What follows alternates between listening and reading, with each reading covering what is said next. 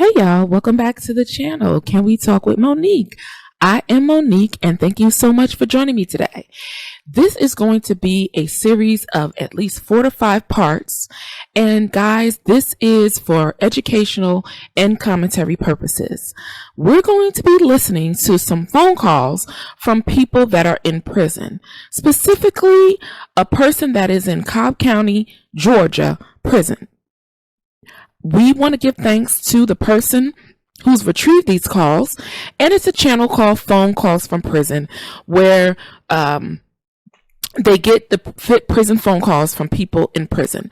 But the thing about this, when you look at the thumbnail, what you see is a lady, okay, sitting at her desk.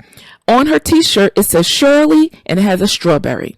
And then you see a man over there and he has his prison jumpsuit on and it says Williams. So let me just break this down for you guys and tell you who are the players in this first call that we're going to listen to. Okay, so the players involved are one, Ernesto Williams. He is 58 or 59 years old. Actually, I think today is his birthday. And he is in Cobb Conty Jail. He's been there for over a year. The next person involved in this situation is Dre. Dre is Ernesto's friend. They've been buddies for a while. I think it goes back to when they were both in prison together. And when they both got out, they maintained their friendship. I think even Dre was even in Ernesto's wedding. Dre has come out, started his own business, driving trucks and such. Okay. And the third party, unfortunately, is Shirley Strawberry. You may know her as the co-host of the Steve Harvey Morning Show. And unfortunately, Ernesto is her husband, and he has been in jail. And let me just preface this by saying I don't rejoice at anybody's downfall, anybody's issues or problems, because this is a situation where we all have issues, and how will we feel if they were magnified in the public? However, because of the education that I have received and some of the things that we have all gone through with people who are on that narcissistic spectrum, that NPD spectrum, I believe that these phone calls can be utilized in a great way to educate, to inform, and also to encourage people that you can overcome overcome some of these people. But anyway, I don't know if this man, I don't know what his diagnosis is. I'm not a doctor, I'm not a psychiatrist, but what I can do is look at the DSM-5, look at some of these, listen to these phone calls, and see if I can identify some of the behaviors, some of the techniques and the manipulation tactics that they use. And that's exactly what we're going to do here with these phone calls. And so he's in prison, his wife is not, and he's trying to talk to his best friend. So what happens is he has not been able to get in contact with his wife, Shirley, for about 2 weeks. Now, if narcissists, they hate to lose control. And the only thing that he's getting as far as a response from her are what he's calling, quote unquote, dry texts, which means not a lot of emotion. And I believe she's seen a therapist, but I'll tell you that in another call. Not a lot of emotion. In other words, she's really like gray rocking him. And so what he did was went and got his son to get in contact with Shirley Strawberry, his wife. And the son went to see her or talk to her, whatever he did. And she was like, look, I'm broke. I don't have any money. I'm frustrated. And, I'm just tired of all of this. So that was relayed back to Ernesto. And he's a little nervous now because his support or his supply, one of his means of supply, because you better believe it. You know as well as I do, if you think you're the only one, you could be the wife, they have 3 or 4 or 5 more supply. And that's exactly what was going on in these situations, in my opinion, allegedly. So what he does is he gets in contact with his friend Dre. Now, Dre, if you ever listen to this phone call, unfortunately, you become a flying monkey for them because they start to use you. He gets in contact with his friend Dre, and he wants Dre to call Shirley because Shirley is not returning his calls. So of course they got to use somebody else. This has happened to me. I know it's happened to you. Unless you change your number, they're going to find somebody else to call you. So he goes and gets Dre and is like, Dre, she ain't answering my phone calls. I don't know what's going on. They always act like they got amnesia and don't know nothing. So Dre is like, okay, I'm going to call Shirley, and it's a three-way call, and I'll patch her into you. So where we're going to pick up, and so as you can see, this is Shirley Strawberry, and this other picture right here is supposed to be Ernesto Williams. I was just trying to get cute with my thumbnails. So this is how the phone call is starting out. Shirley is sick of it, and basically she says she's tired. And y'all, the next series of phone calls, I want you guys to take notes, but I also want you guys to comment. What were some of the things that you heard? Look, why I think this is educational and why this needs to be textbook phone calls that people who are therapists and psychiatrists and psychologists listen to, because it helps you to identify some of these tactics and techniques. I think it should be played in domestic violence shelters, because a lot of these people become violent and they're abusers. I think it should be played for just regular schmegular people so we can learn some of these tactics. Look, everybody is not street smart. You know that there are people who lie and that manipulate, but then some of these people are super duper. You know what I'm saying? Some of these people are really con artists. Some people, they're calling him Ernesto, but I'm not going to say that, But some of these people have these thought processes, and some of us just are not up on the game. And so I think these calls can be used to get you up on the game. So let's listen to the phone call, and then we'll talk about it. Hold on. This ain't motherfucking Rod now. Rod do that shit. Now, let me preface this by saying I'm sorry, but there is some profanity in this. So, unfortunately, I haven't bleeped them out. I just want you to hear it in its raw, authentic context of how these people speak about other people. They talk about other people. They dog and drag other people. I just want you to listen to this call. So let me just rewind it a little bit to where he gets on the phone with Dre, and let's hear what they have to say. But there is some profanity here, okay? I just want to warn you. All right, thank you. Talked to Shirley lately? I sent the last time she gave me the money to send to you. No. Okay. I was trying to call her. She ain't calling no more. I mean, she's not answering the phone no more. Then I text her. She takes a long text back. So I'm trying to figure out what you mean she ain't answering her phone no more?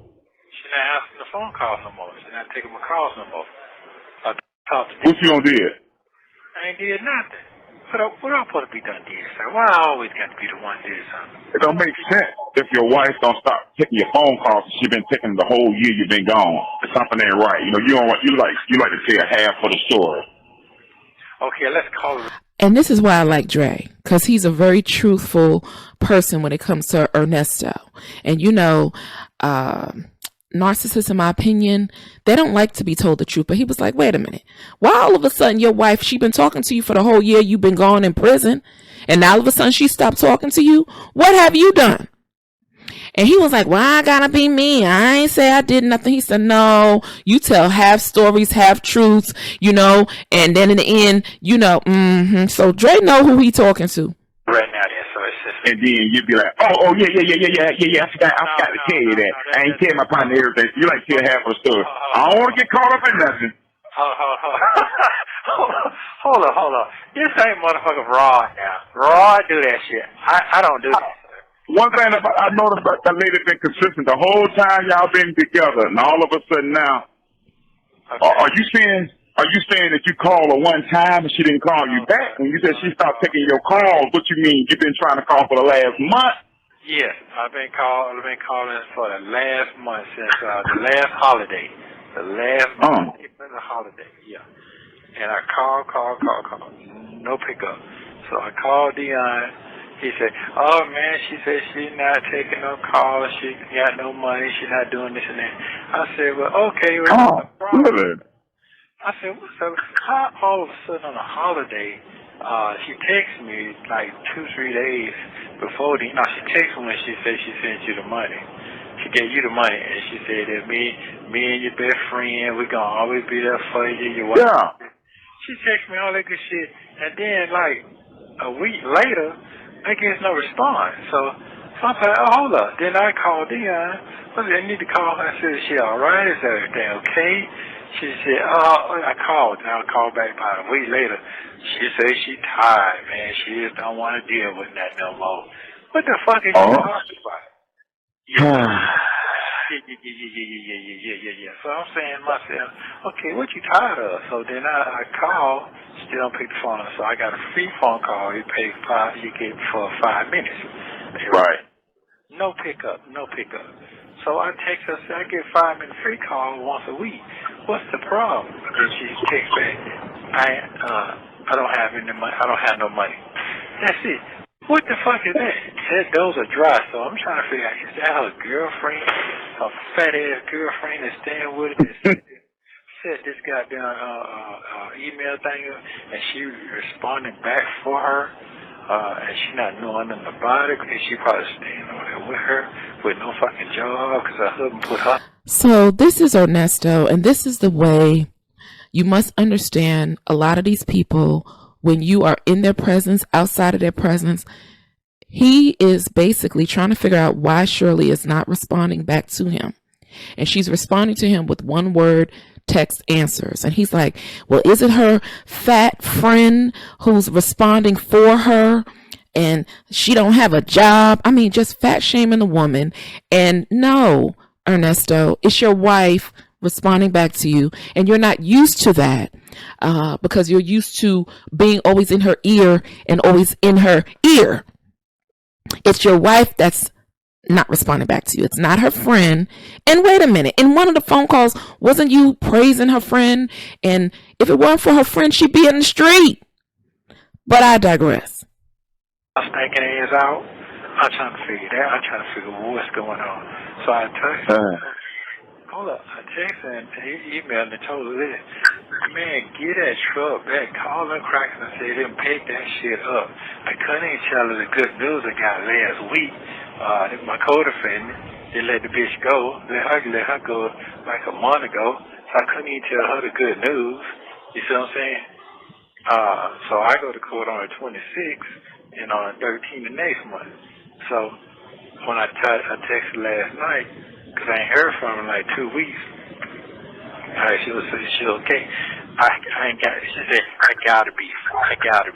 That don't sound like her. She don't even talk dry like that. So what happens is when narcissists start to lose control, and when you get sick and tired and fed up, maybe when we first met you, before we knew what we were gonna have to go through. Backstory: Shirley has been married to this man for 8 years. And he's been incarcerated or put in jail a few times since she's been married. Prior to her getting married to him, and probably before she knew him, he did have some arrests and convictions in various type of things. And he served his time and came out and started some businesses. But you can see he's very bothered that she's just responding to him, and she was like, that's not even her. The dry text, because they always want to be in your ear and they always want to know what's going on in your mind. And by him being locked up, he cannot ascertain what's going on with her because he's getting ready to lose his main source of supply. Now, a lot of people think, oh, I'm his main source of supply. Well, that's his wife. That's not a good thing because they use people for different reasons. Money. So one person could be for sex. It could be multiple reasons. So it's not a good thing when you're a source of supply for a narcissist. She said she got to be what? She got to be. Yes, she got to be what? Fine. I have to be fine. Oh, I have to be fine. Okay. Yeah. That don't even sound like her. Dry like that. Then our fucking daughter over there still milking the cow, ain't got a nigga staying in an apartment for 2 years, should be paying all the rent, utilities, and everything. That shit makes no fucking sense. And that shit going up every fucking month, every year. You know, they tax that shit up just to get your ass out the apartment and try to make the shit go up. So, you know, she probably paying $3,000 a month. That's $8,000 a month in fucking rent. Her rent and the bitch rent too. So he's calling somebody a B, the B word, a derogatory word, a female dog. And guess who he's calling the B word? He's calling his wife's daughter a B. because she helps her daughter with rent and helps her grandkids. So he's basically saying that B is over there milking her for her money. This is a shame. This is the type. So guys, when you listen to these phone calls, you get a chance to understand how these people really feel about you. And that's why I am doing this, because I think this is a really good learning opportunity, especially for people who want to get closure. Narcissists never give you closure. These people are just wicked. And just listening to these phone calls, some of these same behaviors is what they do. And if you gotten away from them, consider yourself lucky. Get to Washington D.C. to meet the president. That ain't nobody. What kind of shit? And you send the bitch too, paying for hotel. That's why you ain't the fucking money. See, Shirley ain't like me. I'm good with money. I stress it goddamn dollar on dollar. That ain't her. She's never been good. Like, she's never been good. So then the tax shit came up. She told me that shit, and I got on her ass January about that shit. Listen, man, you got to pay them for that money. If you don't, you can't move like you need to move. I told her, get that shit out your regular ass bank. That Wells Fargo, all that old shit there. That's the government bank. You got to go to the private bank where the folk can't fuck with your money like that. You see what I'm saying? Because it's not government funded. So anybody can't fuck with your money. Listening to them dry holes over there again, that she'll stand over there with, falling around, that ain't told me nothing about it, investing in some fucking damn clothing line. Them motherfuckers done moved to three different goddamn spots. I said, why do you keep fucking with them folks? Oh, they say, well, you should have some income. It's called residual income coming in. If it's a little, you have a little something coming in. Now she's mad. She mad. I told you to sit your head down and stack your paper. You make $400. Wait a minute. You told her to sit down and stack her paper when she just paid $35 to almost $40,000 for your jail lawyer because you in jail? So how can somebody stack paper when you are getting locked up? Help me make that make sense. I digress. Let's get back to the call, because this man is getting on my last nerve. Okay? It's some thousand a year, bro. Come on now. I've been going a year. Am I wrong, sir? Am I wrong?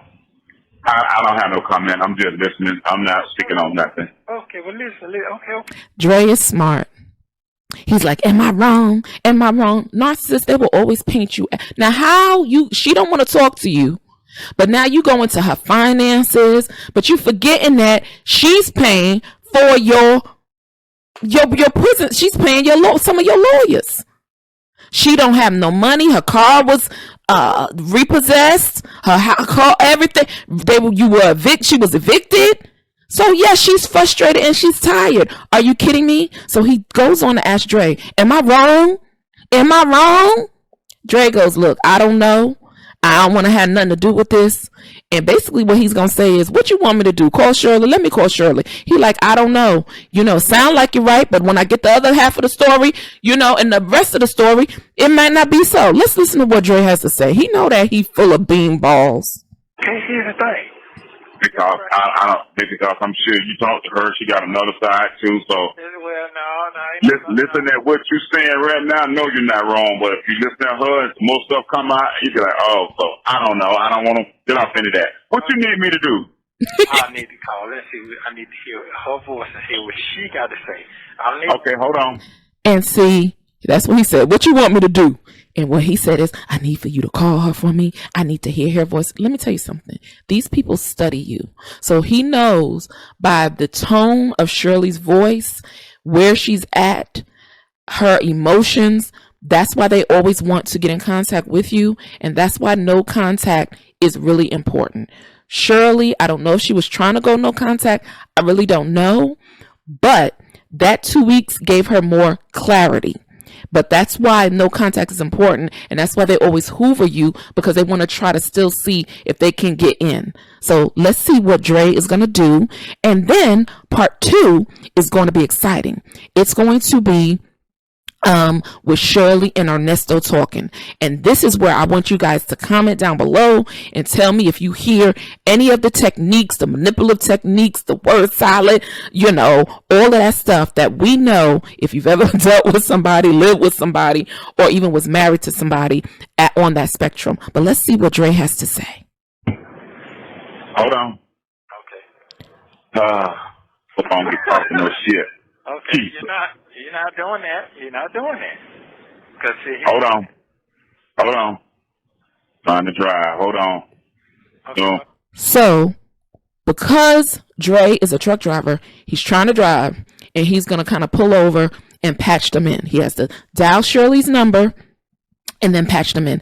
And that's where the real education takes purpose. But I think we can learn from the call with Ernesto and his friend how these people dog your family members out, dog you out, talk about you, call your own daughter's bees. But in the phone call, he's going to even ask about her daughter. These people are chameleons, y'all. They wear multiple masks and have multiple personalities. How you going to go and be calling my daughter a bee in one mouth and one of your, you know, your slit tongue, okay, your double tongue. And then when I get on the phone, well, how is she doing? You know, I don't want to break up nobody. Yes, you do. I want people to be family, and I don't want nobody. No, you don't. So, guys, this phone call comes from a channel call, and right on the screen you can see phone calls from prison. Please go there and subscribe to that channel, and like, share, and subscribe to this channel. And we're going to come back with part 2 of the secret narcissist phone calls. Okay? And I'm not saying Shirley's a narcissist. I'm not saying that Ernesto was a narcissist. I'm just looking at that DSM-5, them characteristics, and looking at all these phone calls and these behaviors, and I'm just making an educated guess and having my opinion. But in my opinion, these are the secret phone calls of the narcissist. All right, y'all? So this is Can We Talk with Monique? Y'all, part 2. Ooh, it's going to be juicy and good. And this is where I want you to comment what you heard in those phone calls with the supply, because unfortunately, Shirley, you are the supply for the narcissist, and Ernesto, which I believe he's on that spectrum. Okay? Like, share, subscribe, hit that little bell, and you'll be notified of all my uploads. So this is the end of this video. When you see that confetti, that means we're at the end. I will see you on the next upload. Peace, and I'm out.